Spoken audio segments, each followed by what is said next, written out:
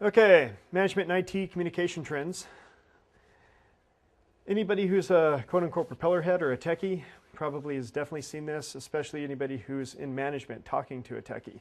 A lot of times, the language is completely different. Somebody starts blurting off acronyms from the IT side.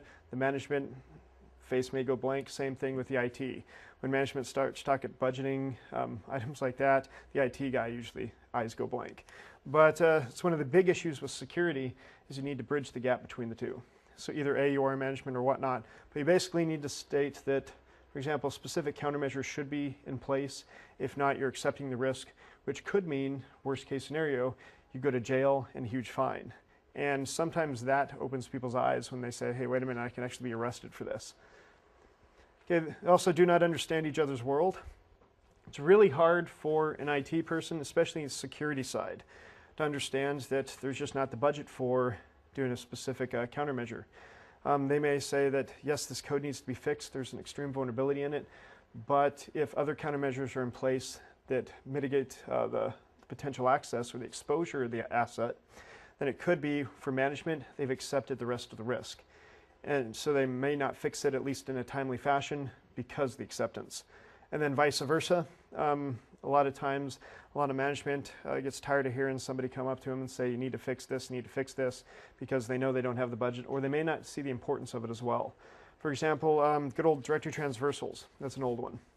It may be to where somebody without a technical background may not know that that good old /// in the web browser could allow you to run, for example, like a TFTP client, download a piece of malware or a Trojan or a backdoor or rootkit, and then run that rootkit in 2 lines of code in the URL. So simply fixing that prevents somebody from backdooring the system or getting full system access. It's a relatively easy thing to mitigate. Also, they have the same goal of protecting the company's assets, just again the different mindset, because one's in the trenches, one's from the commanding side. And also communication pertinent to security is crucial. There's another huge communications gap, not just between management and security, but IT and security. Because with IT, their main mindset or goal is to get something up within budget, within a specific time frame, as quick as possible, and usually as cheap as possible with whatever they have. And a lot of IT individuals are very good about getting a system up and running. So what they're looking at is going to be the availability more than anything else.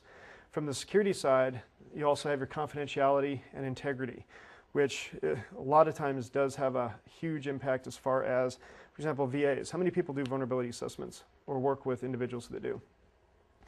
For example, running your good old Retina, Nessus, ISS, or Harris, or whatever VA application that you use, a lot of times they'll come up with a big report, and the security team may not have the time because they're not doing a pen test, they're just doing a VA, sends that report to the admins or the IT staff. The IT staff a lot of times will look at the report and say instantly, these are all false positives. And a lot of times will not patch for it because they said they already patched, or will not validate that the patch actually took. So a lot of times the communication aspect needs to be ironed out as far as either A, the security side tests and validates that the vulnerabilities on these 10,000 systems are actually there. Say 20% of them might not have actually been patched. How many people deal with patch management, such as like Hercules or SMS or whatnot? There are a lot of cases where, let's say if you have 10,000 nodes, you push out a patch at night. There could be 10% of them don't get patched because either they're turned off, somebody removes the laptop because they take it home, so they're just not going to be patched at the time the push is. There are also other cases which cause 2 different problems. There's the false positive, which could be where it updates the drivers or updates the DLLs, EXEs, or the actual software on the system, but doesn't hit the registry for some reason or not. It just doesn't update because the install failed. So it's going to come back in the vulnerability scanner saying it is vulnerable to this specific issue. Then there's also the problem with the false negatives, to where it updates the registry but not able to overwrite the EXE or the code on the system that's vulnerable due to a file lock or some other issue. Maybe the install didn't work as well. So the false negatives are the more dangerous ones, and those are the ones that usually don't get caught. But that's another reason why the big issue or the fight between security versus IT happens, because all the false positives that do get pushed to IT. Okay, approach to security management. The two different levels are the top down and the bottom up, of course. Probably the most effective is going to be your top down approach. Basically, you get the sign off the CEO or the CIO, the C-level execs, and once they get the buy off, chances are the middle management is also going to be pushing their goals. Basically, it's a lot easier to go through because it's political. And it's also a lot cheaper because you only have to, let's say, convince 12 people as opposed to 1,200. If you go from the other side, from staff to middle management to senior, then you can convince the 1,100 people in the bottom to do specific things. But if you can't convince the 12 people at the top on the board or whatnot, then it's going to basically be a failed approach. One big issue for, how many people here know what due care and due diligence is? So, for example, due care would be you have your policies and procedures written, and they're written fairly well. Your due diligence would be, is you're updating the policies and procedures, you're testing on them, and you're also letting everybody know that they exist. For example, the security awareness training, stating that, say there's a policy and procedure in there for acceptable use on email or web surfing. If you have that written, but you don't go through security awareness training or tell the people that it's there, they don't sign a document at the new hire, and then once a year they don't go through the process of saying, yes, I did read it. If anything happens to where they go to a site that has inappropriate content in it or whatnot, then there's a very good possibility that two things can happen. You might not be able to take action against them because they'll do the I didn't know defense, and because you didn't train them, that could technically be legitimate depending on the jurisdiction. And then also, if anything happens on the system or network, say they download a Trojan or a virus or whatnot, and then your network is used to attack somebody else. There's an issue with downstream liability because your network didn't protect itself due to the way it should. You attack somebody else because that other entity or the person that was attacked by your network can't really compensate the $10 million in loss from that 14-year-old that started the script kiddie scan or whatnot. They're going to come after the organization who physically touched them, which would be you. So that could be a big issue as well. Okay, organizational policy. This is management's directive on the role of security within the company. Usually it goes down to, once you have your policy in place, then that goes down to the baseline. As far as policy specifically states that you should protect customer information or customer data, then it goes down more and more granular, such as this is the technology that you're going to use to protect the data. This is the encryption scheme as well. Also, organizational policy is created to address business needs, laws, regulations, and standards of due care, which goes back again to due care and due diligence, which there will be a lot of push, and that's the biggest mindset for the CISSP as well, or one of the biggest, is that if you do not put security as part of a way of life within the development life cycle, then you are not showing your due diligence. And a good possibility you might not even be showing your due care. For example, again, back to the software coding, if you are writing by default and you're calling bad functions that you know are vulnerable to buffer overflows, if you do that as a part of standard business practice as opposed to using secure functions, then you are not showing your due care. So it could have an issue to where I know there's a push to have software vendors liable for a lot of the software problems that they have. That would basically mean percentage-wise. Back to due care and due diligence. If an organization is sued, if they're not showing their due care and due diligence, their penalties, their fines, and basically everything that's going to affect the organization is going to be a lot higher than if they have their due care and they actually do everything at the prudent man principle, which basically means at least at the same level as the average person or the prudent person within that same environment. Let's say if you are in a business with 20 people, you're not going to be held to the same standard if you're only making, let's say, $200,000 a year profit than an organization with 20,000 people and you're making $20 billion a year profit. Because what you're going to be held to is the accountability for the same type of organization in the industry that you're in and the same general flow. If you are doing above and beyond what they are currently doing, then basically you're not really beyond reproach, but it's going to be a lot better for you in the long run as far as liability issues. But yeah, if you have your policies in place, but you don't follow them, then you, for example, you may only be 50% liable as opposed to 100%. And as far as policies, the trick is you have to push them consistently. So the people that are at the data entry level are going to have to be held just as accountable to people at the system admin level and the C-level execs. So if you have an internet acceptable use policy, if somebody's going to get fired at a lower level, then the same push has to be at the higher level of management as well. So if you don't, then you're not showing your due diligence, and there could be potential bite back. There's also issue-specific policies. Again, email use, internet use, intranet use. Does everybody understand the difference between internet and intranet?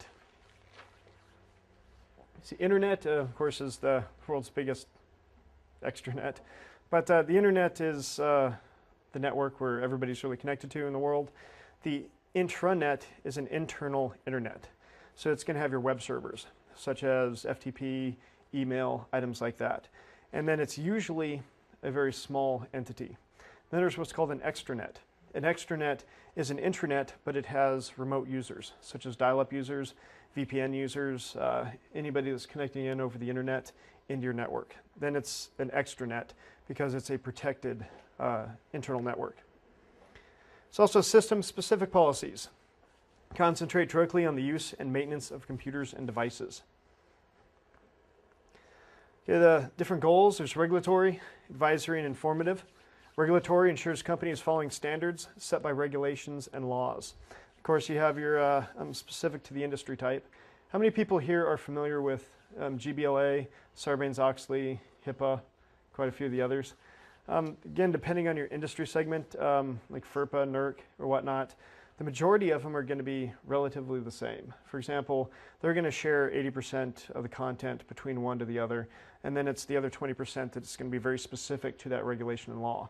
For example, like HIPAA is probably going to be a little bit more focused on, of course, the healthcare, such as medical records, PII. How many people know what PII is? PII is personal identifiable information. Again, depending on your industry segment, a lot of times if you have a PII spill, you actually have to report that to an upstream provider, such as like US CERT. How many people here deal with US CERT? US CERT is basically, it's a computer emergency response team that deals with basically anybody and everybody in the US. So if there's a huge incident, they're definitely somebody that is worthwhile sending some of the content to, such as IP addresses that attacked you and so forth. But they're also the primary cert for the .govs. Okay, also advisory. This outlines expected behaviors in a company and the ramifications of not meeting these expectations. It's also informative, a tool to teach employees about specific issues and not really enforceable. Then how many people here deal with PCI? PCI, basically the credit card industry. Again, that's not going to be as much on the legal side as like Sarbanes-Oxley, which is part of Security Exchange Commission. Yep. But when it comes down to it, is if you don't follow PCI, you're going to get massive fines if you want to work with credit cards at all. So it's one of those issues to where it's more of a contractual problem. Then there's the good old ISO 27002. It's the updated, or the new 17799. It's an international standard. It's comprehensive guidelines that range of controls for implementing security, and companies can be certified against this standard. A lot of laws and regulations or whatnot, if you go to this, which is going to be more expensive than probably your industry-specific standards, instead of being your 80%, you're probably 95%. Then you just have to make sure the specific rules and regs in the industry is followed. What is ISO? International standards, yeah, organization. What is the comparability, big picture between like something like this, ISO and NIST? Now this is way more comprehensive. Really? NIST, what's nice about it is US based, it's free. They have a lot of standards in their SP series or special publication 800s. So if you were to follow that standard, or like the NIST, I think it's the 800-86 for the HIPAA, you're fine. for the main reason is that's a third-party organization, a government entity that wrote standards. So if you follow their standards, people can't come back to you and say, well, you didn't do your due diligence or the prudent man. Right. So yeah, depending on your industry segment, that could be fine. But if you're international, there's other issues as well, such as like the EU Privacy Act. How many people here deal with forensics? With forensics, they have it to where, for example, Digital forensics? sorry? Digital forensics? Yes, computer forensics. For example, if you get a disk, there's a lot of information you can come across, and that's the whole goal, is to try to find evidence that a suspect potentially did something wrong. Well, there's a program out there called NCASE from Guidance Software. It's FTK. Yep, FTK, Parabin. They now have Enterprise to compete against NCASE's Enterprise. But basically, you put this piece of software on all the nodes or on the workstations. And once they're on all the workstations, you can now connect to the device and then get what's called a bitstream copy of that device or search the device for potential evidence. Well, there's been a lot of people that have had branches in Europe. And because of the EU Privacy Act, they weren't allowed to install the servlet or the individual forensics piece of software on those systems until they have to get a search warrant or their equivalent of it over there. But that's, again, depending if you're international, and that's a whole new can of worms. Then it goes down to the least common denominator is if you're up to a specific standard, and then basically the most stringent rule is what you're going to have to held up to. If you're dealing with PCI or HIPAA or whatnot, and then you have, say, a branch in Latin America or another area, and you just happen to be in a jurisdiction that doesn't deal with privacy that often, or doesn't have the laws and regulations set, at least in the cyberspace area, you're still going to have to be compliant with US standards. Because again, that's going back up to the most strict, stringent issues. But yeah, with the ISO 2700 series, it's going to be probably the best standard to go to, but it is the most expensive. And the reason I say it's the best is because it's the majority of the all-inclusive area. Because if you do all of those, then chances are you're going to be 95% accurate. And the benefit of that is if you're in an organization that deals with HIPAA, and then you might want to do PCI later on, or GBLA because your customer base, it's going to be cheaper in the long run to add those modules on than it would be if you just specialize in that one area, that one field. Okay, this here is basically something you just need to memorize. There's policies. This is going to be the 30,000-foot view all the way down to procedures, and then controls or baselines. But you have your policy. This is a must be. Guides are should be. Standards are will be. Procedures are how to. With a contract, that's also wording that you will need to know. The difference between shall and should. You'll probably come across that on the test. Should is it's suggested that you better do this to become secure. Shall is you have no other choice. You have to do this. So it's an absolute rather than should is a variable or you have a choice. You'll probably see several questions on the test and probably every contract that you come across that is going to use the shall, the should, or for example the may or must. Because again, may is a variable, must is going to be the it's up to you. Warning. And there's a free set of, or not free, but empty set of books over there. But yeah, this is an example of it, is antivirus must be used on the system, on the policy level, and then on the procedures, it's specific antivirus will be updated each week using a specific technology. So again, each step is going to get more granular.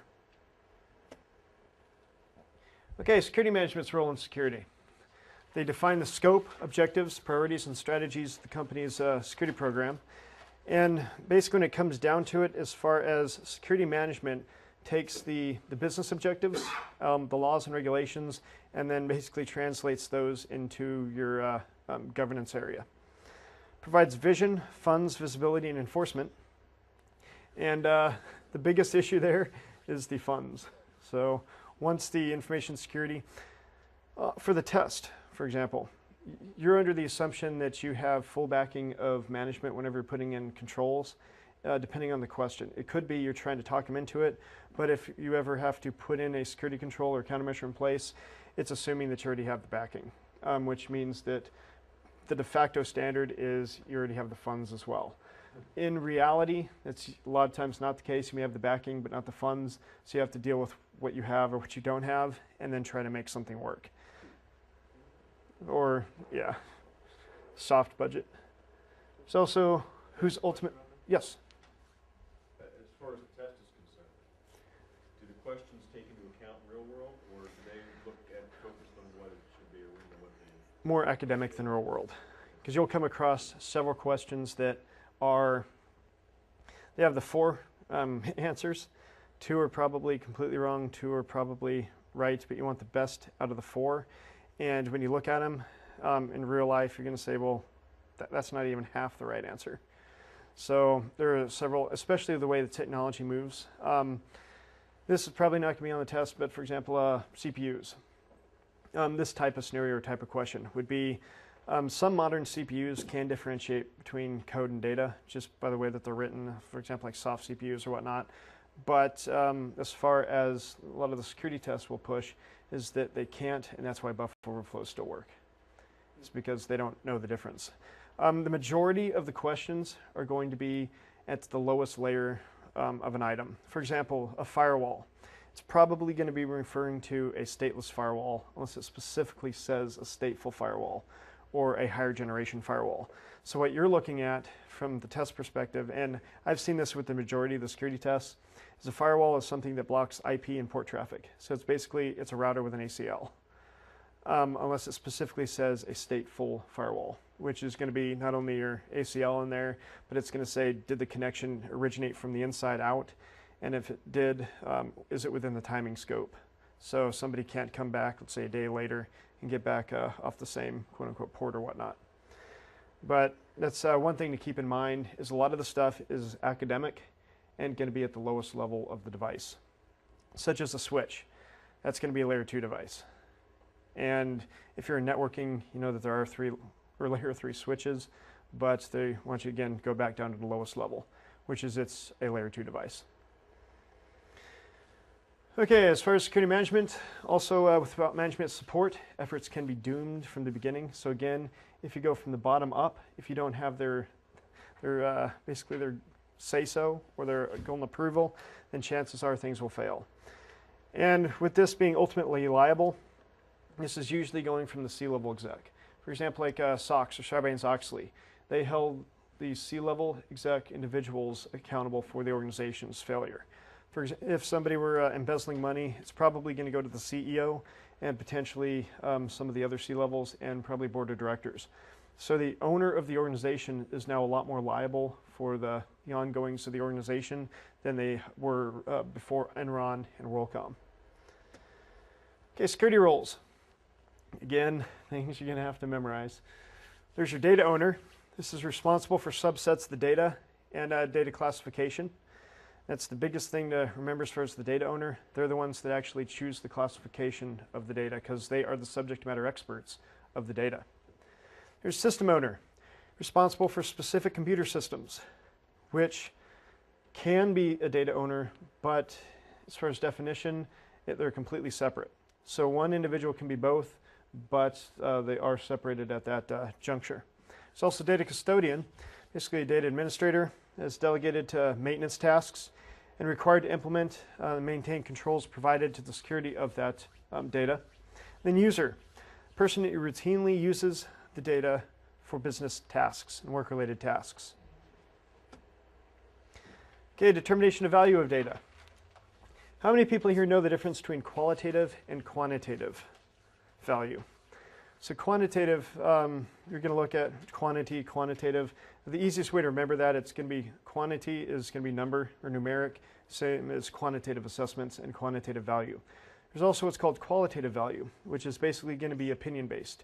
It's going to be a bunch of people get in a room and they say, well, the customer database is this important to our company. We can't really put the real numbers to it because there are no real numbers, so it's going to be a best guess.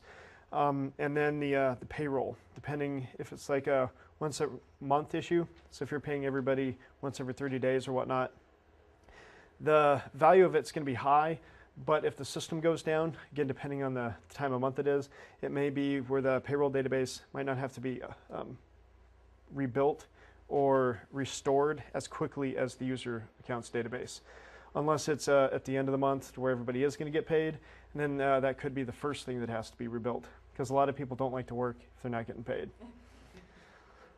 It's also classified information. Goes through here pertaining to the availability, integrity, and confidentiality issues per data set, assigns a classification to the data sets. Also, depending on the environment that you're in, a lot of people classify the data on how much damage it could do to the entity, the organization, or the company if their competitor gets a hold of the information or it leaks out to the rest of the world. Data breach. Sorry? The data breach. Yep. A lot of people say a Fortune 100 company loses specific data that's supposed to be FOUO. They might call that classified message spill because that's an FOUO information, or it could be trade secret information. The fun thing about trade secret is that if a trade secret information or data set gets into the public domain, it's no longer a trade secret because everybody gets to see it, download it. So the only person that can get in trouble for using that information or touching it is the person that released it from the trade secret area to the open domain. So that's a huge problem that a lot of organizations have faced as well. For example, like the Longhorn code that leaked out for Microsoft. That, of course, is trade secret because it's pre-compiled code. And as soon as it hits the internet, then everybody gets to look at it. So they probably had to change large portions of that. Okay, also decide on controls. Controls are implemented to protect the data at each classification level. Each classification level has specific handling procedures. For example, like if it's public information, you may be able to store it on any specific system. If it's for official use only or sensitive but unclassified, if you're like in law enforcement or government, it basically ends up being where you may not be able to release it to the public, but a lot of the security controls are still going to be almost as lax as public. Excuse me. Then there's private, or the PII, personal identifiable information. You may have to secure that in a lot different aspect than you would your just basic sensitive information, which means that I've seen a lot of organizations use filters through email and through data traffic, looking for specific things that could resemble a social security number, phone number, or health record information, and then rip that out of the email or block the email altogether. Okay, criteria items. You need to look at the usefulness and value of the information. If it's something you're using every day, such as a user account database or potentially even your customer database, it's going to be a lot higher on the qualitative scale. And then the value of the information as far as numeric would be basically back to the quantitative of saying that it's going to cost us, say, $1 million to rebuild the database. Not only the time it's going to take to physically rebuild it, restore it, or whatnot, but the time and the money it's going to take to go out and get the 20 million customers that we had in that database back into the new database. And then also the losses for not being able to do 100% recovery is also piled into there. Also, how long the information will hold this protection requirement. I know a lot of content or data is only good for, let's say, a year or 5 years.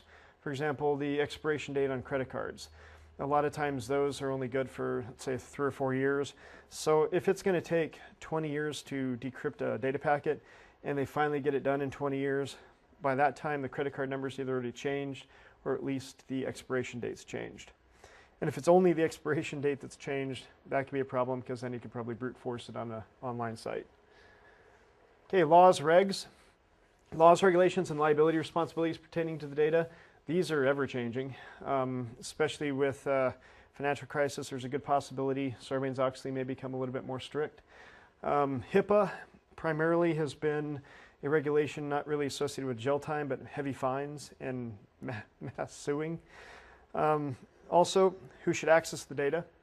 So again, back to trade secret. If your organization has trade secret information, it's definitely not a good idea to have everybody in the organization have access to it. So you'd only want specific individuals with trusted backgrounds or trusted need-to-know access to that data. Also, who should maintain the data? I've seen a lot of areas to where the people that maintain it would be, for example, like your good old system admins, and they would have very high access network-wide. So they would not only have access to the specific data that could be needed protection, but they have access to everything else. Then also developers. Don't really mean to push too much on software, but that's where a lot of the vulnerabilities come out of, mainly because, again, the IT mindset versus the security mindset. A lot of people that do development need higher rights than normal. So they may need full admin access on the system that they're doing all their development code on and testing, just to see if it works at one level versus security at another level. But realistically, there should be multiple layers.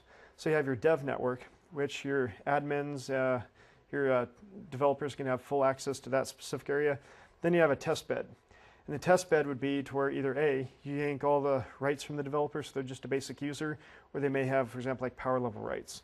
So when it finally hits to the production, the developers should have no rights higher than your basic user for multiple reasons. First is, if they have the same rights, they know the software better than anybody else. They'll be able to do things that normal people can't.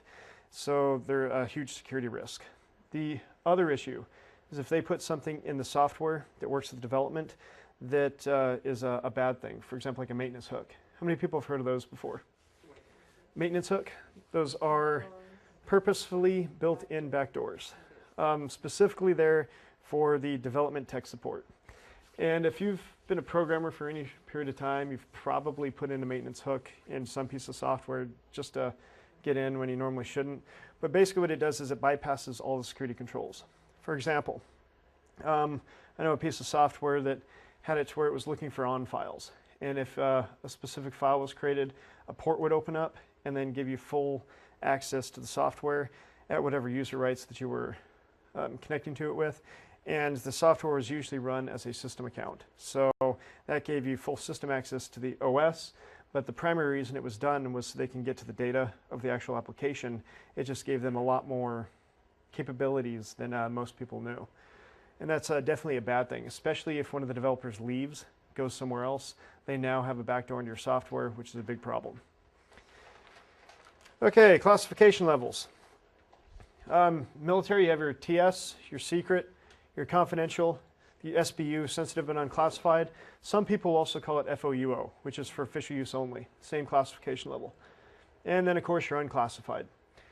What's interesting in the military scale is that items can go up, but they can't go down. For example, if you're on a network that has confidential information on it, you can have unclassified or SBU on it, but the SBU network or FOUO network should not have anything that contains a higher level classification.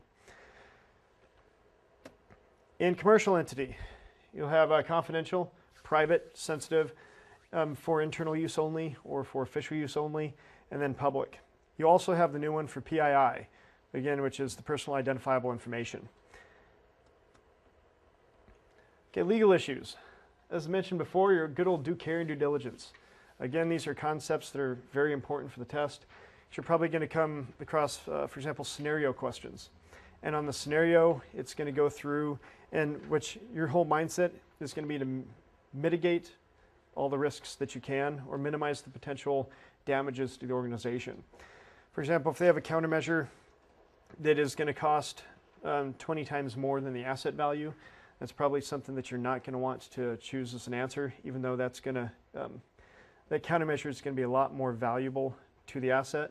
The main thing to do is, again, the prudent man principle, is if the asset's worth $10,000, it's acceptable to spend $5,000, but it would not be acceptable to spend $1 million to protect it. But if you are spending the $5,000 and everybody else in your industry segment is, then you are showing due diligence. How many people heard the good old TJ Maxx issue?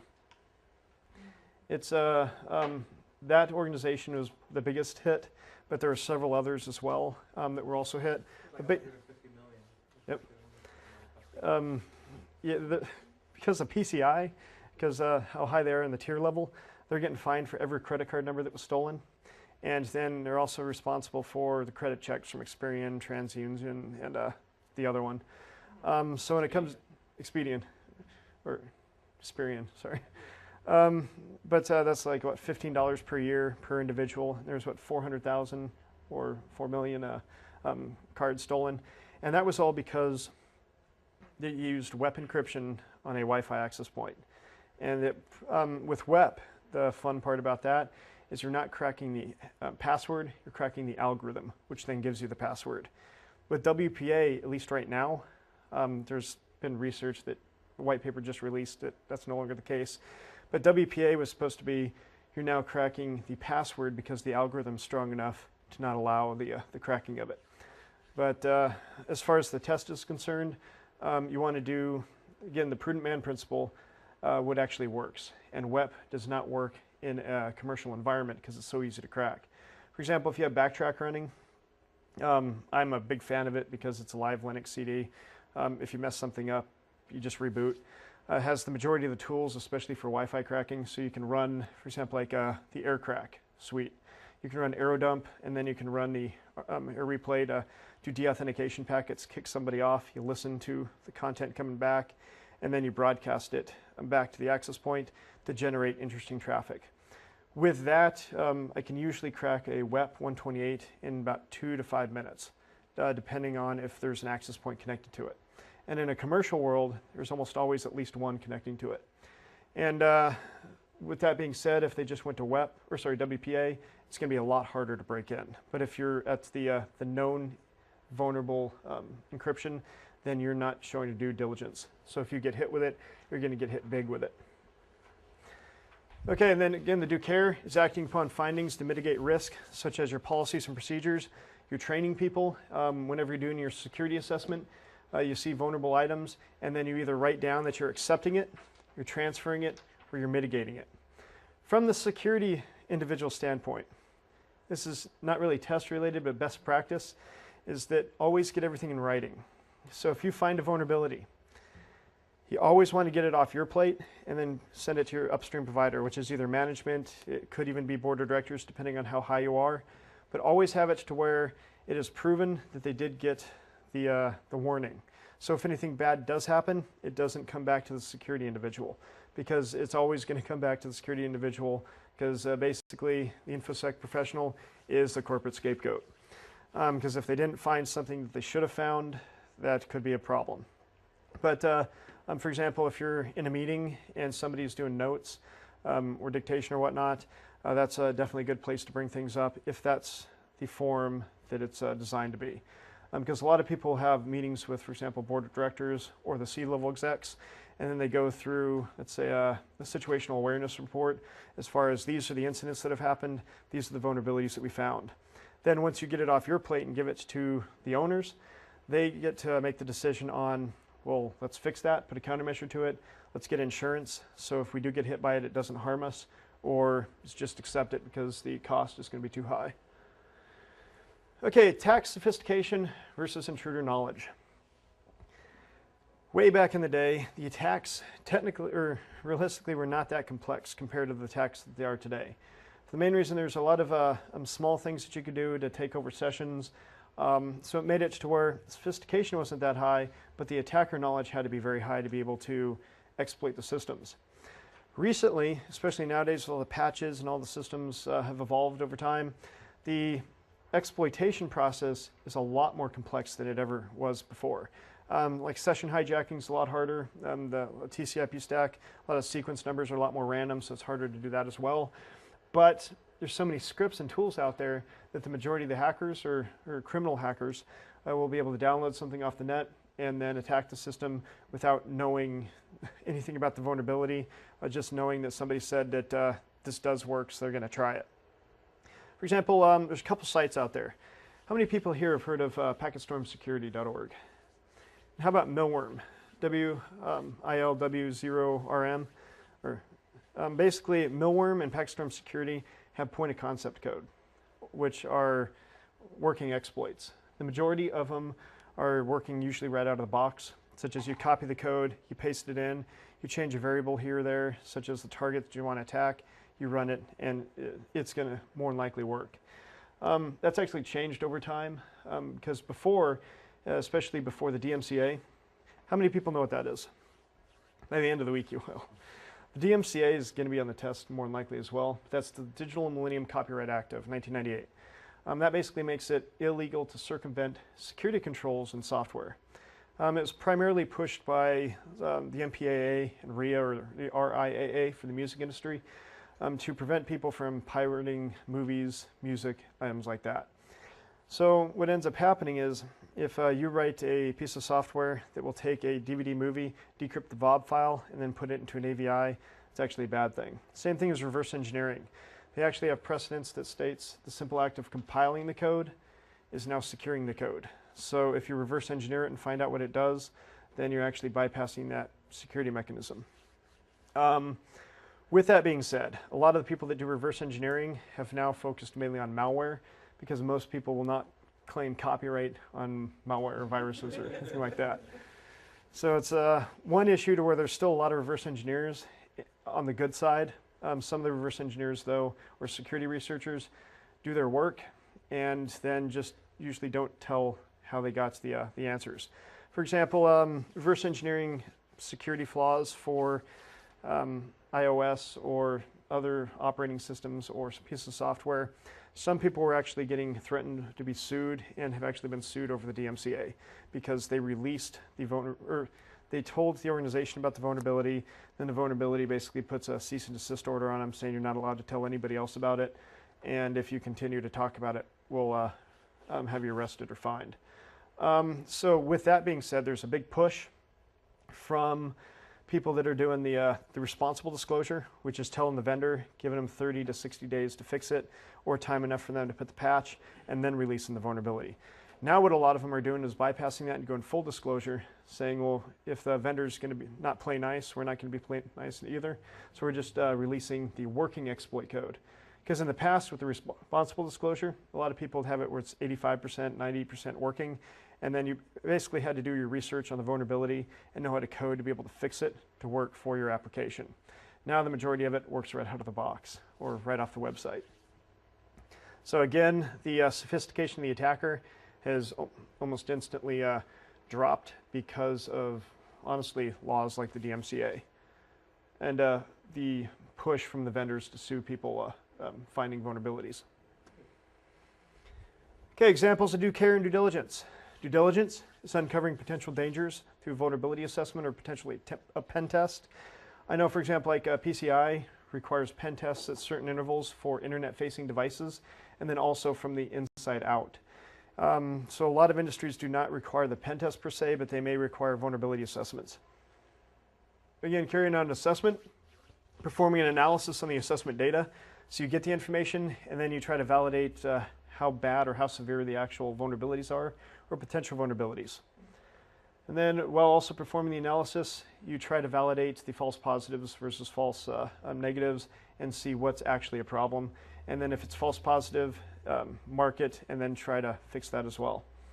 Okay, implement risk management and then researching and understanding the environment's vulnerabilities, threats, and risks. Also, due care is do the right thing, or back down to the prudent man principle.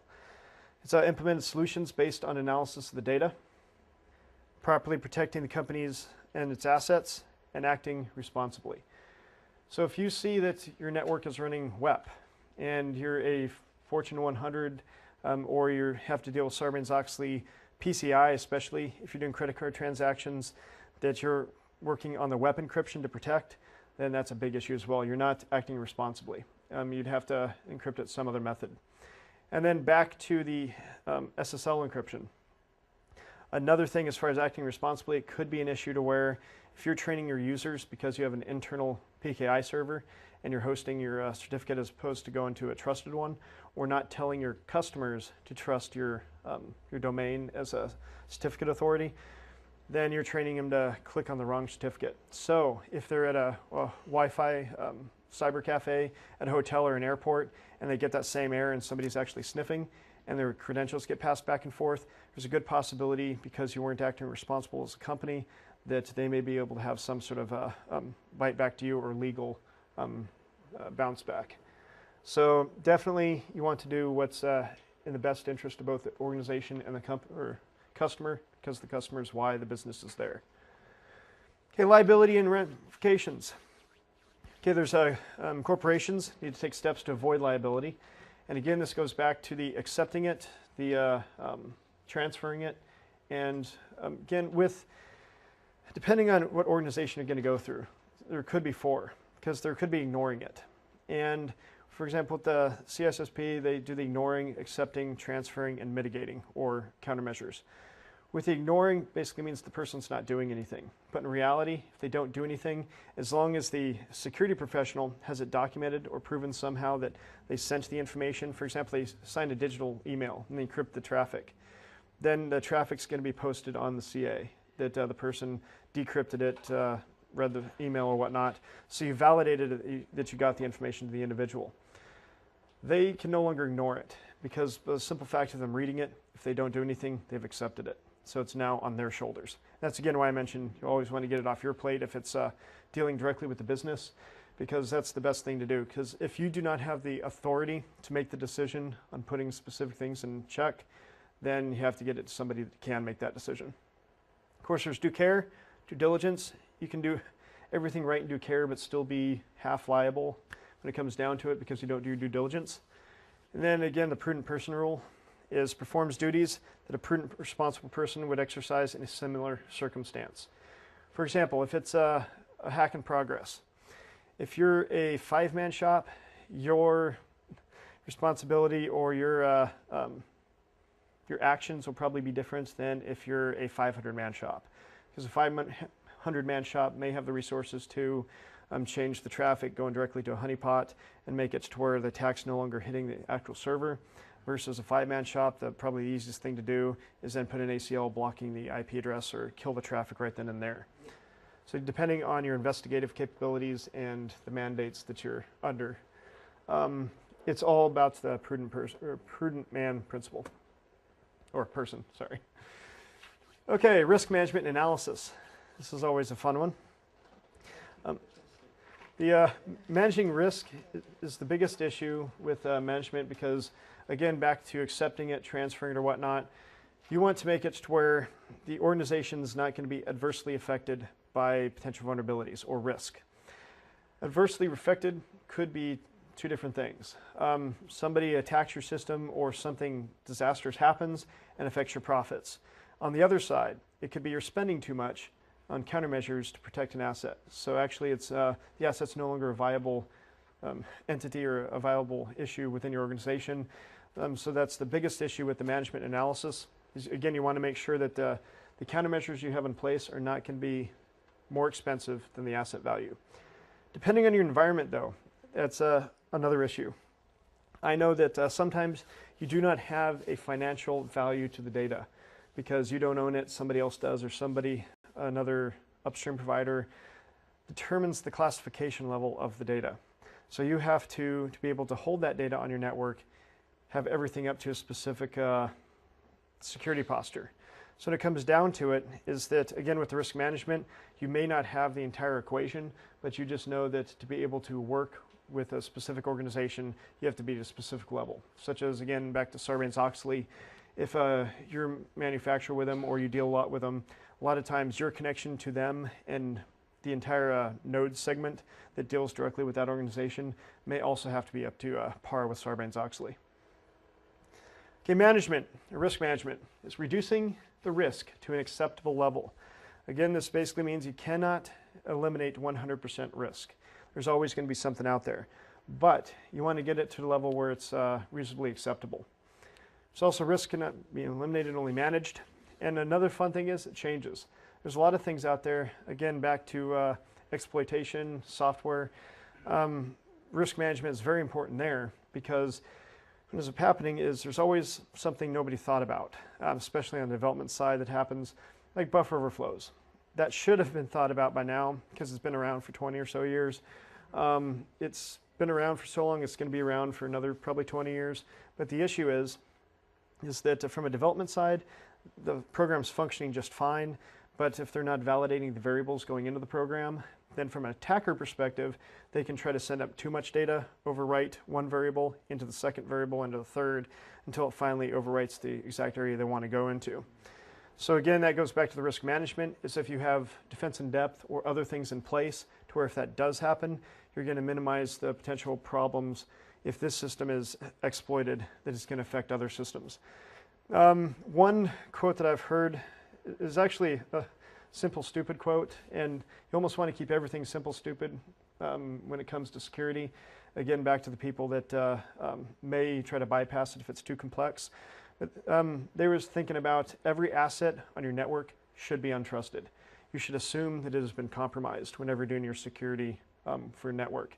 Because if you assume it's been compromised, then you put protections in place such as IPSs or IDSs, then as soon as it actually does get compromised, you can easily find it and it's not going to affect the rest of the network, the rest of the environment.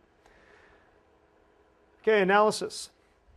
An assessment to identify the gaps in the security posture, identify companies' assets, the value of the assets, also identify the assets' vulnerabilities and threats, or the reasonable vulnerabilities and threats, because again, a lot of them will not be publicly known. So what you're primarily going to do, for example, like with a website, look for things like cross-site scripting or SQL injection, but it could be something as simple as variable manipulation.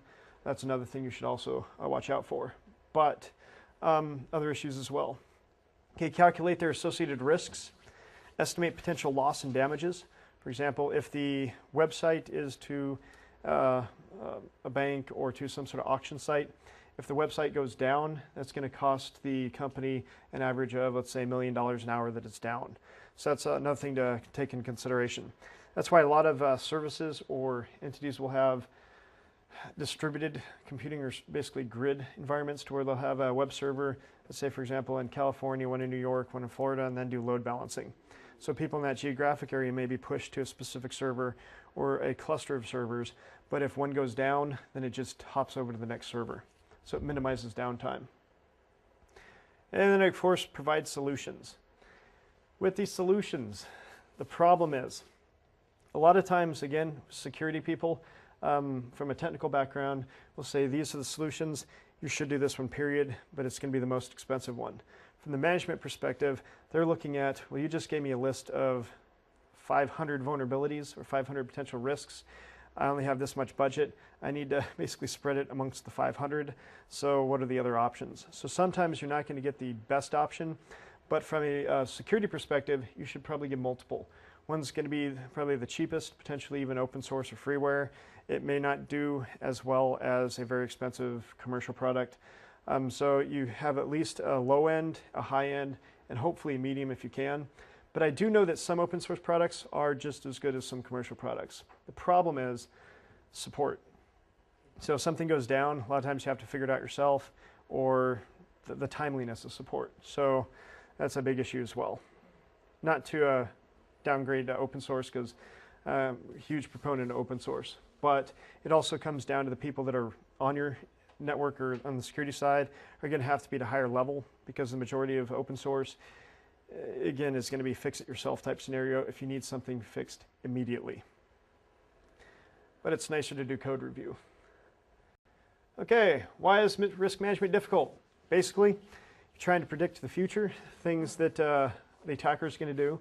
And that's what I really like pushing as far as like ethical hacking and things like that. Anybody who's on a security mindset, definitely suggest at least reading one book on forensics and potentially even hacking as well. For the main reason, there's a lot of things that attackers will do that are above and beyond what is going to be in your normal security. For example, your good old fuzzing. How many people heard of that before? Or fault injection? Basically, it's to where you send a lot of garbage data to an application. You're trying to find its weakness once it finally dies or crashes. It's a really easy way of finding buffer overflows in an application. If you don't at least do some sort of research in some of the ways that people attack, a lot of people say, well, made this application on the website, it's only accepting username and password. There are 24 characters. That's all I'm really looking at, is anything in that 24 character space. Instead of a fuzzing application, we'll go beyond the 24 characters and potentially even put, let's say, a 512 character string in there, and that's when it overwrites everything else and crashes. So again, as far as trying to predict the future, I definitely suggest going that route. Okay, incremental number of variables are hard to identify. And surmising all possible threats and providing solutions to them, also a big issue. Again, back to like threat modeling. Say a manager sees 500 vulnerabilities. A lot of times you have to think about it as of, okay, this vulnerability can be attacked with this medium, this medium, and this medium. So now you have 3 countermeasures that you're going to have to put in effect to protect against just one vulnerability. Okay, gathering data from many sources, dealing with many unknowns, And again, back to the defense in depth, if you have a good security posture with good depth or secure layers, you can actually make it to where if one item gets compromised, it's going to minimize the probability of the rest getting compromised. And then again, qualifying qualitative items. Again, the qualitative is not numeric, it's more of the opinion-based value of what an asset is worth. Okay, risk analysis objectives. Purpose of risk analysis is basically a tool used in risk management. It helps ensure the company's security program is cost-effective, relevant, and appropriate for real threats to the company. For example, if you have a web server internally and you do not have a single outside connection to the internet, the push for specific protections such as firewalls would not be probably pushed as hard as a system that has full access to the internet or all the users have internet access. Even though it's still important to have, but you may want to put more of your money and effort into issues that could be pushed off potential internal economic espionage or something like that, to where a disgruntled employee can damage the environment more so than an external employee. So again, the relevance is a big issue. Another issue is that there's no sense in protecting a network for Unix-based exploits or vulnerabilities if you don't have Unix systems on your network on that type of scenario. Also, appropriate for real threats to the company. Again, the internal is probably one of the biggest threats. How many people here have heard of the CSI FBI study? The CSI FBI study? Basically, they come up with this report about once a year, and they go through the amount of threats.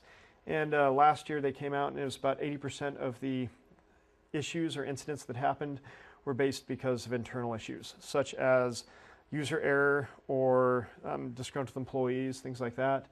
Okay, putting together the team and components. Of course, there's risk analysis team. Should represent different departments of the company. And this is basically a huge different variety. You need somebody from your security staff, somebody from your IT staff, somebody, for example, like financials, human resources, basically anybody and everybody that's going to be a big subsection of the organization. Because this goes back to the qualitative assessment. A guy with a propeller head again, security engineer, architect, IT guy, they're probably not going to see the payroll database as being as important as somebody from again, payroll or HR or other sorts of management, even though once they stop getting paid, then they're going to see it as a big issue. So it's a very good and a very important task to have a huge cross-section or diversity within your risk analysis team. Management will decide upon the team members as well. And a lot of times, again, other types of management, HR. Okay, tools of the trade. Automated tools require less repetitive data input. A lot of the automated tools out there for doing a basic VA or vulnerability analysis. For example, while doing your risk assessment, would be, for example, like your Retina, ISS, things like that. They're going to come up with a lot of false positives, but it's a relatively quick scan. You can run it overnight, preferably having somebody monitoring in case anything dies or goes down, which I have had happen a few times running Retina.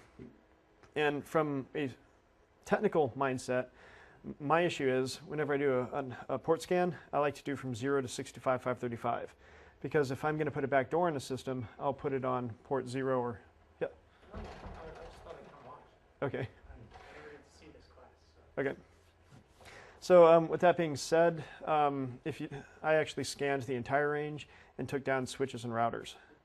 So that's a finding and an issue with the architecture of the environment.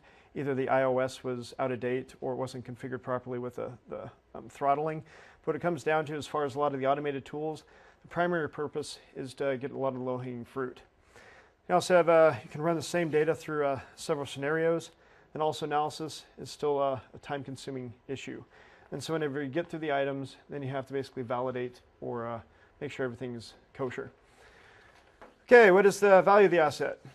This is going to be the cost of acquisition. It's going to, of course, be your replacement cost. So it's basically how much it cost you to build it to begin with, how many years or whatnot, what it's going to cost you to purchase it from another individual. I know, for example, like a customer database. You can go through a lot of marketing firms and get databases with 100 million clients or 100 million customers, especially with targeted marketing. How many people here have heard of Sales Genie before? It's actually relatively good for getting information on individuals or companies or whatnot. But from a marketing aspect, a lot of people use it for mailers. And if you have a customer database that gets destroyed, a lot of times you may have to go to a resource like that to get the majority of your customers back. It's probably still not going to be the 100% rule, but you'll get a lot. What's it called? Sales Genie. It's mainly for marketing. You have addresses, phone numbers, and there's also other sensitive information. Sometimes it'll have how much the estimated revenue the either company or the individual's making per year. Private company, privately held. Yep. So a lot of times companies will get phone calls from marketing agents, which then would gather that information, put it in a database, and then sell it off. So there's also a couple of the resources, depending on where you are geographically, that actually have books for that as well. Like $200, you might get a book that has, if people own the home, how much the home value was assessed for when it was purchased. So a lot of this stuff is public information per se, but it's relatively private, or people don't want everybody else knowing, such as how much the person's making per year again. And then their last employer. Okay, also cost of developing the asset, role of the asset in the company. And if it's going to be a customer database and you're a sales company, that's going to be a huge database. But if it's a color database for an application that nobody really uses, for example, like a weather app, if that gets compromised, then it's just blue by default. So that's basically makes it the importance of the data. And then liability if asset is not properly protected. Again, back to the TJ Maxx issue. The credit cards are a huge problem. So in a large organization that's in retail, if that gets stolen and if they have to be PCI compliant, that's a huge liability issue. Okay, vulnerabilities that are not always obvious. Of course, is your lack of security understanding. Again, back to the social engineering issues, you also have the real security requires real knowledge. Phishing attacks. How many people here have heard of spear phishing before? Spear phishing is a targeted phishing attack. So what ends up happening is, instead of gathering, say, 1 million email addresses and then blasting xyzbankcompany.com, assuming that out of that million, maybe 20,000 will actually have a bank account at that bank, and then hopefully out of the 20,000, maybe 5 will actually click on the link. With a spear phishing attack, you have a lot more bang for the buck, is that you may only get, let's say, 200 to 300 email addresses. And out of those 200 to 300 email addresses, you're targeting a specific company and have specific information, and you're enticing the people a lot more because it's a lot more personal, it's a lot more reliable to that individual or to the organization. So by training people on potential spear phishing that they could be a target, to look in a lot more detail, if you don't know who the email's coming from, if it has an attachment, if you don't expect the attachment, do not click on the attachment. Because during a pen test, that's usually what I do, is I try to enumerate the users through their own email server, and then I usually send an email through their email server, and a lot of times it will be caught as spam, but I use a valid email account going to a valid email account. And usually I try to find somebody who's in the IT staff or security staff, or potentially even the CIO, and say that there's a huge problem, and we found a potential security incident on your system. It seems to be infected with malware. There's not an antivirus patch for it yet, but here's an executable that will clean it up. And if you don't clean it up by the end of business day today, I'm going to write a report, and it will be marked in your permanent record type scenario. But a little bit more aggressive than that. And about 4 to 5 times, people will click on it, trying to clean up their system, but then it just installed a Trojan on their system. Then it calls back home, and then that's one of the easiest ways to do a pen test. And so as long as it can get the outbound traffic, which most networks allow outbound rather than inbound, they may deny any coming into the network, but they allow outbound on port 80 or port 443 and some of the others. And sometimes they don't even force a proxy. It's really nice. And also misuse of access by authorized users. Authorization creep is a fun one. A lot of times you can have it to where, let's say, a person goes onto a website and for some reason the website breaks and the session variable logs into somebody else. So they have guest account rights on a website, but then the other person had a power user administrator rights. And if they start going through, they know what's wrong, and then they start changing things just because they can or because they're curious, that's also a big issue. I know a lot of websites, not as much as we used to, but have weak session variables. So what you do is you log into the site and you see the traffic going back and forth through an attack proxy or other sort of program. You can see the variable, for example, user ID equals 1351. I did a pen test a while back going a nonprofit like that, and saw user ID equals that high number. And since I was authenticated through the system, what I ended up doing was changing it to 1. And by default, most databases, the first chronological record is going to be the admin account, or the person that sets up the entire website or the back-end database. So by default, logged in as that individual because they didn't validate the user after they were logged in. And there's a lot of problems out there like that. But again, that's authorization creep, concentration of responsibilities, or separation of duties. If you have somebody who's in payroll versus somebody who's in accounts payable or whatnot, they should not be on the same responsibility chain. And also, a lot of people will force individuals to take their full vacation at the same time. For example, if you have 2 weeks, they'll say, okay, if you schedule your 2 weeks, it has to be all in one chunk. So then they can put somebody else in their position to look for, and the benefit is the people usually don't know that they're putting in there for a security aspect, but if they see anything that's out of whack or that's not normal, such as specific things that just don't add up math-wise or whatnot, it's an easier way of finding out problems within the area, especially with embezzlement issues. There's also not being able to react quickly, a responsive team or procedures. I've also seen areas to where the problem about reacting quickly was it's not my responsibility issue. If it's a positive thing, some groups, if it's not specifically demarked, saying you're responsible for A through Z here, and on this side you're responsible through 1 through 9 on this area. If you don't have that specific demarc, then a lot of people, if it's a positive thing, you'll have backbiting and fighting, saying it's ours, it's beneficial, it's on our group. But as soon as that thing fails or something extremely bad happens, then both sides go, oh, that's not my responsibility. And then you have that lack of not only communication, but it's now down while it's being exploited, or the system's having an issue. Lack of communication structure and lack of ways to detect fraud. Again, rotation of duties is definitely a good one, where you have somebody doing a specific job function for, let's say, a year. Then you move them to a different job function, so somebody else has to learn it. The benefit is basically twofold. You can detect fraud a little bit easier because then the next person that learns it's going to see things that just don't match up. And then the next thing is you have cross-training. So you have multiple people that can do the same job. So if one, God forbid, gets hit by a bus or leaves the company, then it's not going to hurt the company very badly because you have multiple people. Okay, categorizing risk. There's the potential loss, ramifications of exposure, and of course delayed loss, which would be the secondary ramifications of exposure. And this is more of the issue to where, let's say your network was hacked into. You had to report it to the Sarbanes-Oxley chain, which is Security Exchange Commission, and then stockholders and so forth. A lot of the actual potential risk is the items of all the shares that were lost at that specific time whenever they dropped off. And the delayed is the time it's going to take to rebuild everything, or the loss of productivity, also the loss of potential sales in the future, or potential business opportunities.